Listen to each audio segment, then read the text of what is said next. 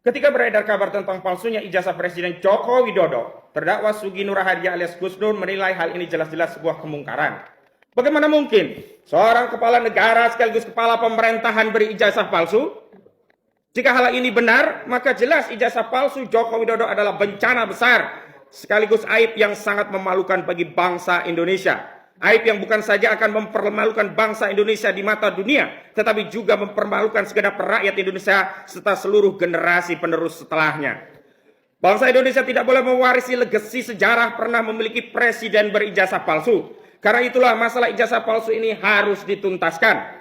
Terdakwa mulai mencari tahu siapa sebenarnya terdakwa Bambang Trimulyono dalam berkas terpisah yang dalam berbagai platform sosial media videonya banyak beredar menerangkan ijazah SD, SMP, SMA hingga S1 Joko Widodo palsu. Bahkan Bambang Trimulyono menulis buku dengan judul Jokowi Undercover. Melalui buku inilah detail kepalsuan ijazah Joko Widodo ditulis oleh Bambang Trimulyono.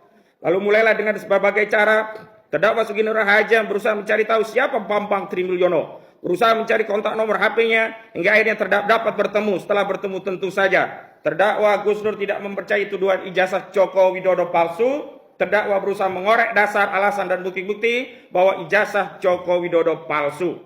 Terdakwa Bambang Trimulyono dalam berkas terpisah menjelaskan kepada terdakwa Sugi Nur Harja alias Gus Dur tentang kepalsuan ijazah Joko Widodo yang rinciannya juga dapat dibaca dalam buku Jokowi Undercover 2 dengan tema Lelaki Berijazah Palsu. Untuk menambah keyakinan, memastikan apa yang disampaikan oleh Bambang Trimulyono, baik secara lisan maupun tulisan benar, untuk mendapatkan keyakinan bahwa Bambang Trimulyono tidak berbohong, maka terdakwa Gus Dur meminta Bambang Trimulyono untuk bersumpah mubahalah.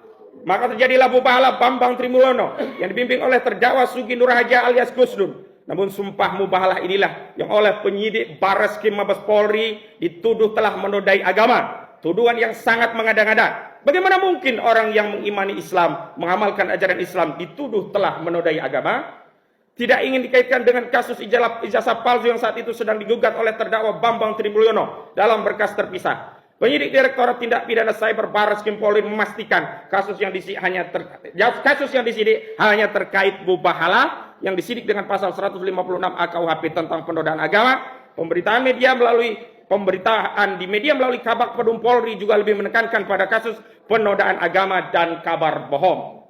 Namun faktanya, setelah disediakan ternyata terdakwa Sugi Nur Harja alias Gus Dur didakwa dengan pasal berlapis, yaitu dugaan tidak pidana melakukan dan atau turut serta melakukan perbuatan tidak pidana setiap orang dengan sengaja dan tanpa hak menyebarkan informasi yang ditujukan untuk menimbulkan rasa kebencian atau pemerusahan individu dan atau kelompok masyarakat. Masyarakat tertentu berdasarkan suku, agama, ras, dan antar golongan atau sara, dan atau dengan sengaja di muka umum mengeluarkan perasaan atau melakukan perbuatan yang pada pokoknya bersifat permusuhan, penyalahgunaan dan atau penodaan terhadap suatu agama dianut di Indonesia, dan atau barang siapa dengan menyiarkan berita atau pemberitaan bohong, dengan sengaja menerbitkan keonaran di kalangan rakyat dan atau barang siapa menyiarkan suatu berita atau mengeluarkan pemberitahuan yang dapat menerbitkan keonaran di kalangan rakyat, sedangkan ia patut dapat menyangka bahwa berita atau pemberitaan itu adalah bohong dan atau barang siapa menyiarkan kabar yang tidak pasti atau kabar yang berkelebihan atau yang tidak lengkap, sedangkan ia mengerti tidak-tidaknya patut menduga bahwa kabar demikian akan dapat menerbitkan keonaran di kalangan masyarakat, di kalangan rakyat sebagaimana dimaksud dalam rumusan pasal 45A ayat 2 junto pasal 28A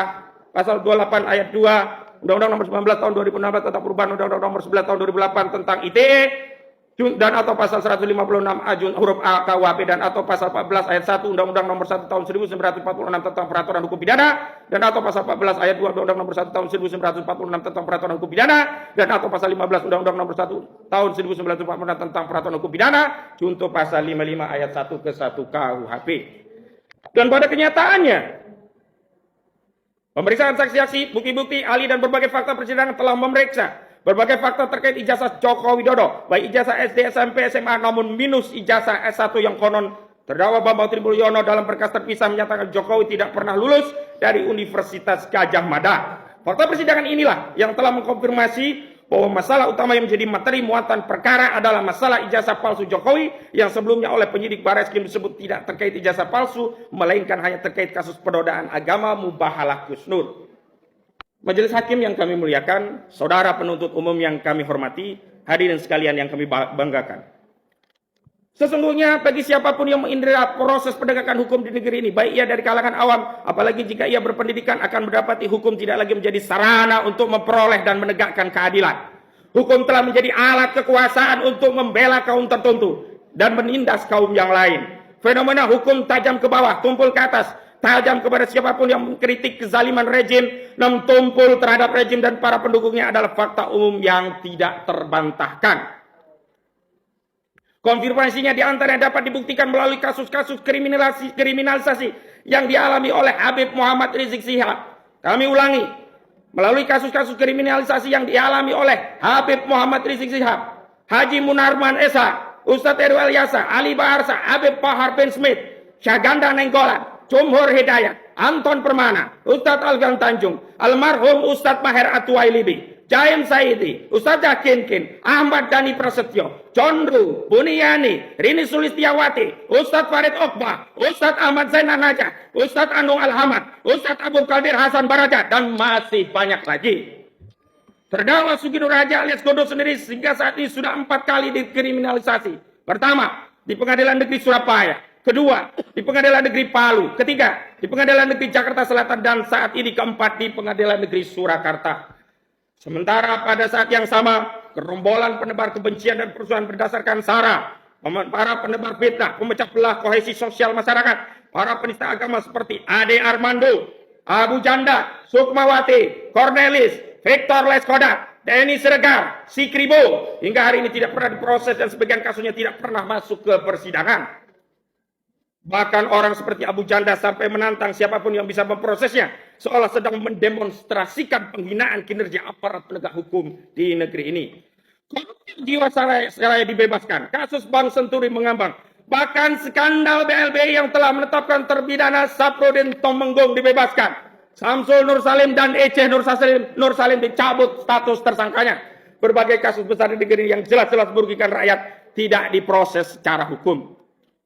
Asas hukum yang equal, transparan, imparsial, akuntabel, dan adil sulit ditemui pada ranah praksis. Semua teori hukum jungkir balik. Tak ada makna penegakan hukum yang hakiki kecuali praktik penyalahgunaan kekuasaan. Saya ulangi, tak ada makna penegakan hukum yang hakiki kecuali praktik penyalahgunaan kekuasaan melalui sarana hukum untuk mengkibiri setiap kritik dan ujaran berbeda dari pihak-pihak yang kontra terhadap penguasa zalim. Takbir. Allah. Betapa banyak ujaran kasar, sarkas, menghina agama Islam, menistakan simbol dan ajaran Islam, melecehkan ulama, merendahkan marwah para pendakwah Islam, tidak pernah diproses secara hukum. Padahal laporan dan aduan telah dilayangkan kepada aparat penegak hukum. Hukum ketika berhadapan dengan umat Islam menjadi represif, namun tak bertaji ketika menghadapi para penghina agama Islam.